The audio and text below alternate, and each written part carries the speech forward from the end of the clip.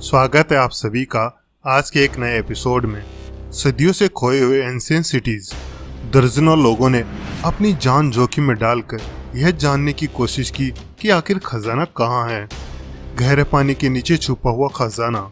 स्थानीय लोगों ने यह बताया कि स्पेसक्राफ्ट सिर्फ झील के ऊपर से ही नहीं उड़ते हैं, वे वास्तव में झील में प्रवेश भी करते हैं और इन सीक्रेट चैम्बर को ग्रेट इजिप्शियन स्फिनिक्स के नीचे दफनाया गया है। एंशिएंट दुनिया में कहीं भी सोने की शायद सबसे अच्छी सप्लाई इजिप्ट में थी। उस समय के बाद से ह्यूमन हिडन गोल्ड के लेजेंड से ऑब्सेस हो गए हैं। लेकिन क्या होगा अगर इस प्रेशियस मेटल की हमारी इच्छा पैसों से अधिक कुछ और भी हो। यह लगभग ऐसा लगता है जैसे हम जेनेटिकली सोने से प्यार करने के लिए प्रोग्राम किए गए हैं। अल्टीमेटली गोल हमारा स्टार के साथ कनेक्शन रिप्रेजेंट करता है। कई रिसर्चर ने सजेस्ट किया कि प्राचीन एलियंस मुख्य रूप से सोने की खान के लिए पृथ्वी पर आए थे। दुनिया भर में लाखों लोगों का मानना है कि हम पास्ट में एक्स्ट्रा टेरेस्ट्रियल द्वारा विजिट किए गए हैं।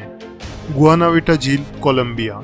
माना जाता है कि यह एक एंशिएंट मेटियोर क्रेटर है। यह सर्कुलर शेप माउंटेन लेक मानव जाति की सबसे बड़ी खोजों में से एक के सेंटर में है।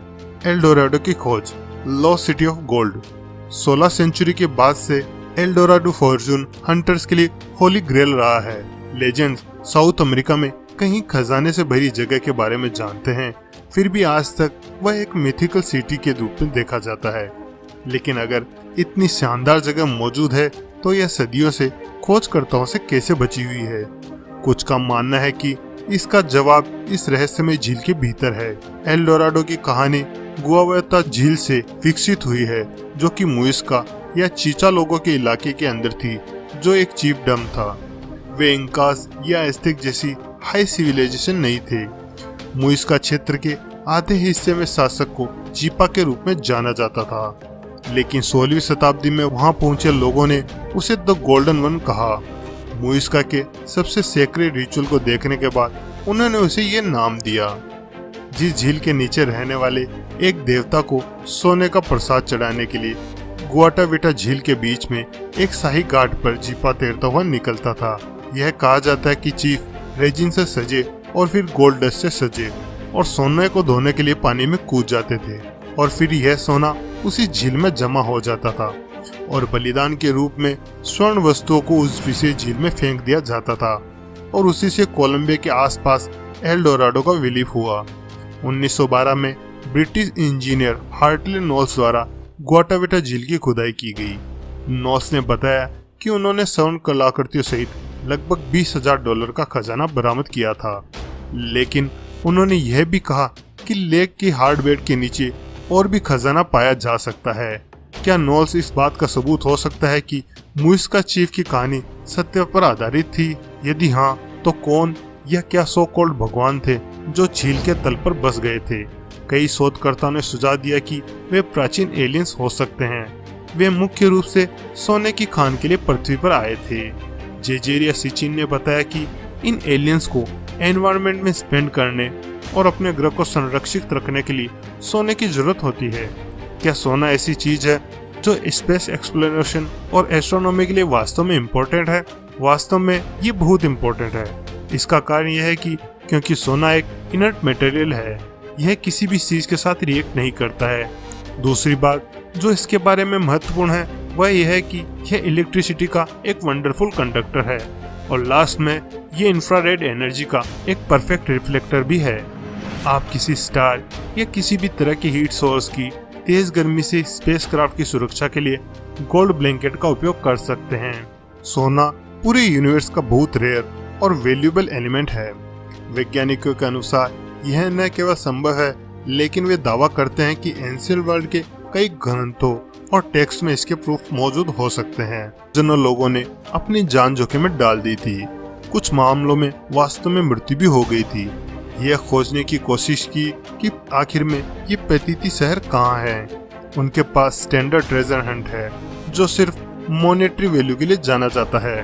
उनके पास कुछ लोग हैं जो इसके पास जाते हैं क्योंकि वे जानते हैं कि उस नाम को हमेशा के लिए अमर कर दिया जाएगा।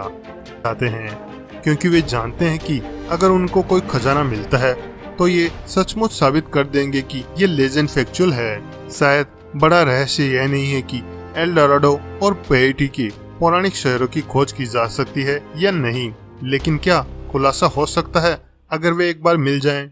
टोक्यो इम्पीरियल यूनिवर्सिटी, मार्च 1924। न्यूक्लियर एनर्जी के साथ एक शुरुआती प्रयोग में प्रोफेसर हंटर नगाओ को एक मरकरी आइसोटोप में 4 घंटे के लिए पैराफिन तेल की ड्राई इलेक्ट्रिक लेयर डायरेक्ट करते हैं। इसका पर्पस था कि मरकरी के न्यूक्लियस से हाइड्रोजन प्रोटॉन को स्ट्राइक आउट करना और एक नया एलिमेंट गोल्ड प्रोड्यूस करना, और एक्सपेरिमेंट सक्सेसफुल भी रहा।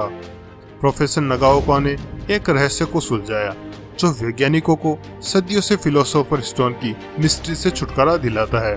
फिलोसोफर स्टोन एक विचार था जो लेड या किसी सस्ती मेटल को गोल्ड में बदल देगा। यह थॉट कि कोई ऐसा कर सकता है अपने आप में स्ट्रेंज है, और हम पाते हैं कि कुछ लेटर्स में जो बेबीलोन, असीरिया, अन्य लोगों के राजाओं और मिस्र के बीच बचे थे, उनमें से बहुत से पत्र में वे लोग उनसे बेगिंग कर रहे थे।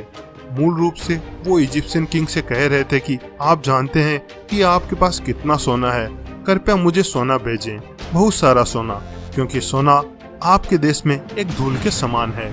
ऐसा कुछ उन लेटर्स में लिखा गया था। लेकिन सिर्फ प्राचीन इजिप्ट में ही पड़ोसी देशों के मुकाबले इतना गोल्ड कैसे आया, और इजिप्शियन इसे अपनी दुनिया का मेटल क्यों नहीं मानते थे? वैज्ञानिकों के अनुसार यह पूरी तरह से संभव है कि इजिप्शियन वास्तव में सोने का निर्माण करने में सक्षम थे, और ऐसा करने के लिए उन्हें दूसरी दुनिया से मदद मिलती थी। यदि यूनिवर्सिटी ऑफ कैलिफोर्निया इरविन में एल्केमिकल ट्रांसम्यूटेशन किया जा सकता है, तो एक बड़े रिएक्टर के साथ क्या क्या संभव हो सकता है? एक रिएक्टर शायद गीजा में ग्रेट पिरामिड के आकार का हो। क्रिस्टोफर ड्यून ने सुझाव दिया कि गीजा पिरामिड कोई प्रकार की जाइंट मशीन हो सकती है जो कैसे चलती है किसी को मालूम नहीं, क्योंकि इसके सेंटर में जाने का कोई भी रास्ता नहीं है, और पिरामिड के अंदर कुछ प्रकार की केमिकल रिएक्शन अक्सर होती रहती हैं। वैज्ञानिकों के अनुसार यह संभव है कि गीजा पिरामिड का उपयोग वास्तव में अन्य तत्वों को सोने में बदलने के लिए किया जा रहा था। इंटरनल अरेंजमेंट, मार्क्स, चेम्बर्स और शाफ्ट के ब्लूप्रिंट को देखते हुए ऐसा लगता है कि इसका स्वरूप किसी भी चीज से मिलता जुलता नहीं था जिसका उपयोग मकबरे के रूप में किया जाएगा। जिस प्रिसीजन से इसे बनाया गया था, वह पत्थरों की प्रिसीजन जो कि इमारत में जाता है, वह रानी के कक्ष का था। भव्य गैलरी और फिर हजारों और हजारों टन ग्रेनाइट जिन्हें नाइल रिवर से लाया गया था। ये ऐसी विशेषताएं हैं जो चिल्ला चिल्ला कर कह रहे हैं कि यहाँ जरूर कुछ चल रहा है, कुछ अलग ही चल रहा है। शायद इसे एक मशीन की तरह बनाया गया था, शायद ये एक मशीन की तरह काम करता था। यह अनुमान लगाया जाता है कि अटलांटिस के बचे हुए लोगों का एक समूह इजिप्ट में लगभग 10,500 बीसी में अपने रिकॉर्ड, अपने ज्ञान के साथ आया और गीजा में कहीं इस स्टोरी रूम का निर्माण किया। अगर आर्कियोलॉजिस्ट किसी दिन स्फिंक्स के नीचे सीक्रेट चैम्बर का पता लगाते हैं तो वे क्या पाएंगे? तो जवाब होगा गोल्ड और एंशिएंट एक्स्ट्रा टेरेस्ट्रियल नॉलेज की लाइब्रेरी, या फिर दोनों ही वहाँ मिल सकते हैं। जो भी मिलेगा वह गोल्ड टेक्नोलॉजी से लोडेड होगा। वो टेक्नोलॉजी जो गॉड को बिलोंग करती है, वो शायद हमें ये जवाब देने में मदद करेंगी कि पिरामिड किसने बनाया, उन्होंने इसे कैसे बनाया, और संभवतः वहाँ एक पोर्टल या प्रवेश द्वार है जो हमें इस हॉल ऑफ रिकॉर्ड्स के भीतर स्टार की ओर ले जाता था। यदि हॉल ऑफ रिकॉर्ड वास्तव में कहीं मौजूद है तो क्या यह संभव है कि इसमें स्टोर्ड गोल्ड के बारे में एक्स्ट्रा टेरेस्ट्रियल नॉलेज है? सोना एक बहुत अमेजिंग मेटल भी है। न केवल उनको वास्तव में अच्छे कंडक्टर की आवश्यकता होती है, बल्कि उनको एक ऐसा कंडक्टर चाहिए होता जो कोरोड ना हो, और इसलिए जब उनको वास्तव में हाई क्वालिटी लॉन्ग लास्टिंग अच्छे इलेक्ट्रॉनिक्स की आवश्यकता होती है तो गोल्ड एक अच्छी चॉइस है जो वे यूज करना चाहेंगे। रोजलिन चैपल सुलेमान के टेम्पल के सबसे आकर्षक पॉसिबल रिक्रिएशन में से एक है। यह सचमुच एक होली ग्रेल टेम्पल है जिसका निर्माण विलियम सिंक्लेयर द्वारा किया गया था। वह एक बहुत अमीर व्यक्ति था। वह उस समय स्कॉटलैंड के चांसलर थे और इसे होली ग्रेल सीक्रेट की रिपोजिटरी की तरफ बनाया गया था। जब इसे बनाया गया था तो यह दुनिया का सबसे वंडरफुल और फैंटास्टिक सिंबोलिज्म था। क्या रोजलिन चैपल को वास्तव में होली ग्रेल को हाउस करने के लिए बनाया गया था? कुछ का मानना है कि चैपल की आर्किटेक्चर मिस्टीरियस मैसेज एंड